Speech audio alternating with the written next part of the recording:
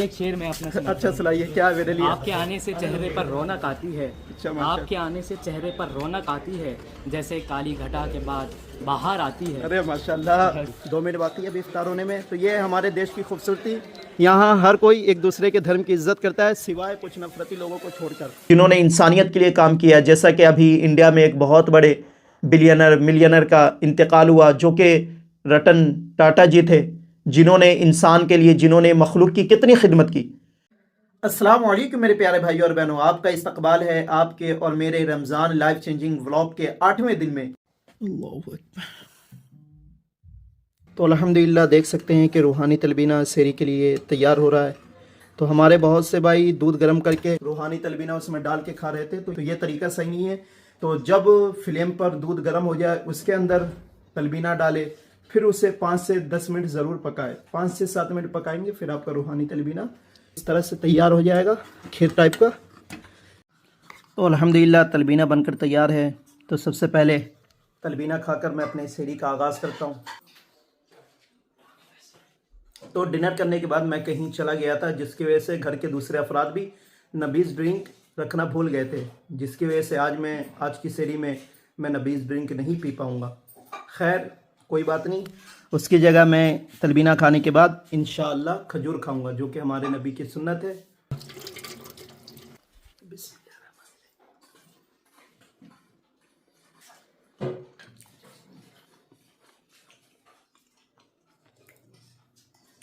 تو سحری میں کھجور کھانا ہمارے نبی کی بہت ہی پیاری سنت ہے، لیکن سحری میں کھجور نہیں کھاتے، جو کہ بہت ہی غلط بات ہے، کیونکہ آپ صلی اللہ علیہ وسلم ارشاد فرماتے ہیں کہ بہترین سحری کھجور ہے، جس کی وجہ سے سنت بھی ادا ہوگی، اور دوسری چیز یہ ہماری ہیلتھ کے لیے بہت ہی زیادہ فائدہ مند ہے، کیونکہ کھجور میں قدرتی طور پر گلوکوز پایا جاتا ہے، اس کے اندر وہ شکر پایا جاتا ہے جو کہ کھاتے ہی فوراً ہمارے جسم میں طاقت پیدا کرتا ہے اور جسم کے اندر کے پانی کی کمی کو پورا کرتا ہے۔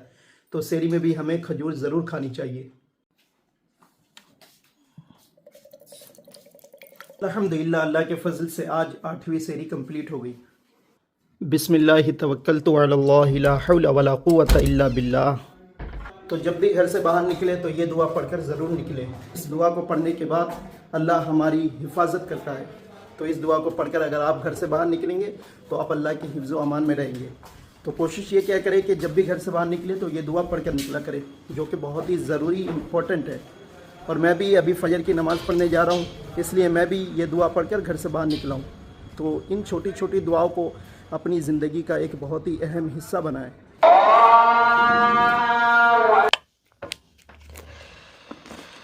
تو آج کی لائف چینجنگ قرآنی آیت اور لائف چینجنگ حدیث خدمت خلق کے اوپر ہے کہ یہ قرآنی آیت اور یہ قرآنی حدیث ہمیں اس چیز کی طرف انسپائر کرتی ہے کہ ہم اللہ کی مخلوق کی خدمت کریں، ان کے ساتھ حسن اخلاق کے ساتھ پیش آئیں، ان کے ساتھ محبت سے پیش آئیں، جس بارے میں اللہ قرآن پاک کے 20ویں پارے سورہ قصص میں ارشاد فرماتا ہے، اعوذ باللہ من الشیطان الرجیم، بسم اللہ الرحمن الرحیم،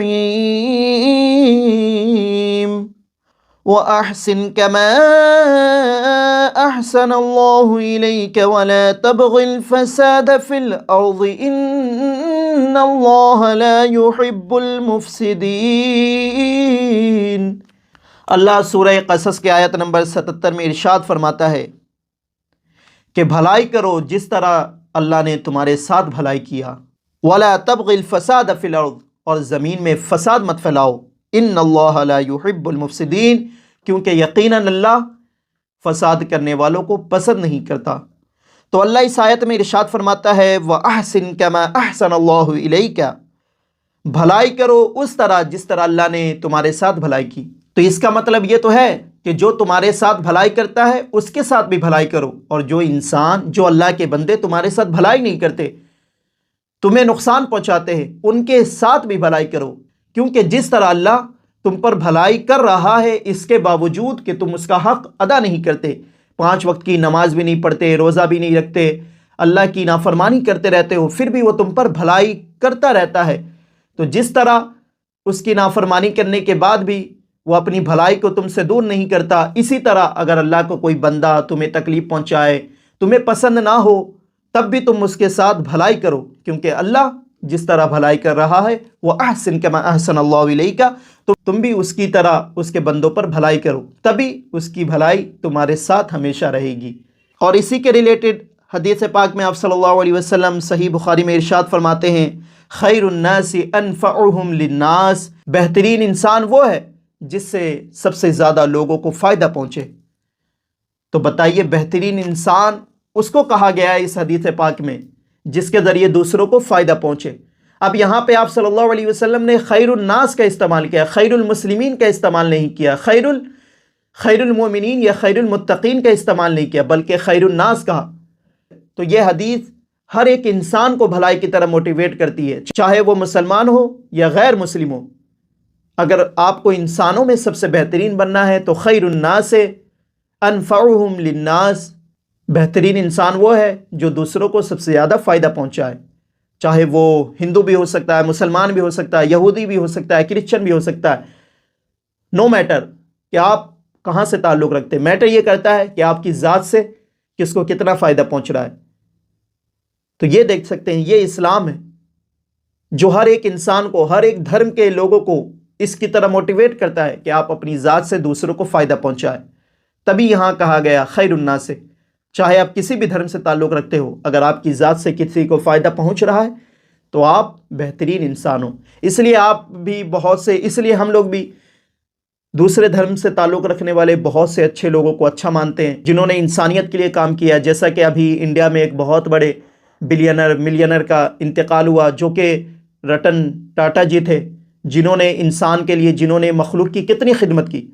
تو ان کے انتقال ہونے پر ہم نے یہ نہیں دیکھا کہ وہ ہندو ہے، وہ کسی اور دھرم سے تعلق رکھنے والا ہے، لیکن جب اس کا انتقال ہوا تو مسلمانوں نے بھی ان کے انتقال پر غم کا اظہار کیا۔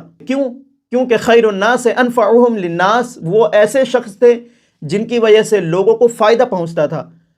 اسی وجہ سے بہت سے دوسرے دھرم کے لوگ بھی بہت سے ایسے مسلمانوں سے محبت کرتے ہیں جن کی ذات سے ان کو فائدہ پہنچتا ہے۔ تو یہ خدمت خلق ایک ایسی چیز ہے جس کے ذریعے آپ اپنی ذات سے کسی کو بھی خوش کر سکتے ہیں۔ اگر ایک مسلمان اپنے اسلام کی تعلیمات کو عمل کرتے ہوئے خدمت خلق کرے گا، دوسروں کا خیال رکھے گا، دوسروں کے بارے میں سوچے گا، ان کے ساتھ بھلائی کرے گا، ان کے ساتھ اچھے سے پیش آئے گا، تو پھر کسی بھی تبلیغ میں جانے کی لوگوں کو ضرورت ہی نہیں ہے۔ ہمارے اخلاق سے ہی دوسرے دھرم کے لوگ اس طرح متاثر ہو جائیں گے کہ وہ اسلام قبول کر لیں گے۔ تو وہ احسن کما احسن اللہ الیک خیر الناس ہے، یہ تمام چیزیں ایک مسلمان کے اخلاق میں ہونا ہی چاہیے تھا، لیکن آج ہم ان چیزوں سے دور ہوتے جا رہے ہیں۔ تو مسلمانوں اپنی پہچان کو کھو مت۔ ہماری پہچان یہ ہے کہ ہم دوسرے کے ساتھ حسن اخلاق کے ساتھ پیش آئیں، دوسروں کے ساتھ بھلائی کریں، ہر ایک انسان کو پیار و محبت کا پیغام دے، اپنی ذات سے ان کو فائدہ پہنچانے کے بارے میں سوچے، چاہے ان کی ذات سے ہمیں فائدہ پہنچے یا نہ پہنچے۔ لیکن آج مطلب کی دنیا ہو گئی ہے، آج کا فرینڈ سرکل بھی مطلب کی دنیا ہے۔ اگر آپ کی ذات سے مجھے فائدہ پہنچ رہا ہے تب میں آپ کو فائدہ پہنچاؤں گا، آج یہ چل رہا ہے۔ اگر تم مجھے فائدہ پہنچاؤ گے تب میں تمہیں فائدہ دوں گا، اگر تم مجھے فائدہ نہیں پہنچاؤ گے تو میں بھی تمہیں فائدہ نہیں پہنچاؤں گا اپنی ذات سے۔ آج یہ چل رہا ہے، مطلب کی دنیا ہے، ایک ہاتھ بڑھاؤ تب دوسرا ہاتھ بڑھے گا۔ لیکن اسلام یہ نہیں سکھاتا، اسلام یہ سکھاتا ہے کہ چاہے کوئی ہاتھ بڑھائے یا نہ بڑھائے، آپ ہاتھ بڑھاؤ محبت کا، آپ حسن اخلاق کا ہاتھ بڑھاؤ ان کی طرف، بھلائی کا ہاتھ بڑھاؤ ان کی طرف، مدد کا ہاتھ بڑھاؤ ان کی طرف، ان کو اپنی ذات سے فائدہ پہنچاتے رہو، چاہے اس کی ذات سے آپ کو فائدہ پہنچے یا نہ پہنچے۔ یہ ہے اسلام، یہ ہے اسلام کی تعلیمات۔ جن لوگوں کو سمجھ آ گیا اسلام کیا ہے وہ کبھی بھی اسلام کو برا بھلا نہیں کہے گا۔ الحمدللہ ہمیں فخر ہے کہ ہم مسلمان ہیں، تو ہمیں چاہیے صرف فخر نہ کرے بلکہ اسلام کی تعلیمات کو بھی اپنے اوپر نافذ کرے، اپنی کردار میں دکھائے۔ تو آج کے بعد سے آئیے ہم سب مل کر یہ عہد کرتے ہیں کہ انشاءاللہ العزیز اپنی ذات سے ہر ایک انسان کو فائدہ پہنچاتے رہیں گے، چاہے ان کی ذات سے ہمیں فائدہ پہنچے یا نہ پہنچے۔ آج کی قرآنی آیت اور قرآنی حدیث سے ہمیں یہی سیکھ ملتی ہے۔ تو الحمدللہ ابھی عصر کی نماز کا ٹائم ہونے والا ہے، لیکن آج مجھے ایک دعوت بھی آئی ہے میرے ایک دوست کی طرف سے جن کا نام سلطان ہے، جو کہ تغلق آباد میں رہتے ہیں۔ تو افطار کی دعوت آج مجھے انہی کے ساتھ کرنی ہے، اور ساتھ ہی ساتھ وہاں مجھے بہت سے اور بھی دوسرے مجھے میرے کالج کے فرینڈ ملیں گے، کلاس میٹ ملیں گے۔ تو آج ان کے ساتھ میں انشاءاللہ افطاری کروں گا، جس کے لیے مجھے تیار ہو کر عصر کی نماز کے بعد تغلق آباد کے لیے نکلنا پڑے گا۔ تو ابھی سب سے پہلے میں مسواک کرتا ہوں، پھر نماز ادا کر کے کپڑا چینج کرنے کے بعد تیار ہونے کے بعد انشاءاللہ تغلق آباد کے لیے نکلوں گا۔ تو الحمدللہ دیکھ سکتے ہیں کہ اب تیار ہوں اور افطار کا ٹائم ابھی آنے میں کم سے کم 45 منٹ باقی ہے، تو اب نکلا جائے اور پہنچنے میں بھی آدھا گھنٹہ لگ جائے گا۔ تو اور الحمدللہ میں نے ریپیڈو بک کر لی ہے، یعنی بائک۔ تحفہ دینا ہمارے نبی کی بہت ہی پیاری سنت ہے، تو الحمدللہ اپنے دوست محترم کے لیے روحانی تلبینہ لے کے جا رہا ہوں۔ تو الحمدللہ ریپیڈو بھی بک ہو چکی ہے اور بائک آ چکی ہے۔ اور کیا حال ہے، خیریت سے؟ معذرت چاہتا ہوں، تھوڑی لیٹ ہو گیا نا۔ ہیلمٹ دے دیے، ہیلمٹ لگانا بہت ہی ضروری ہے۔ چلیے آپ، ہے نا۔ اور اللہ تبارک و تعالیٰ قرآن میں ارشاد فرماتا ہے وَلَا تُلْقُوا بِأَيْدِيكُمْ إِلَى التَّهْلُكَةِ، اپنی جان کو ہلاکت میں مت ڈالو۔ تو کہیں بھی جائے تو ہیلمٹ وغیرہ لگا کر ضرور جایا کرے۔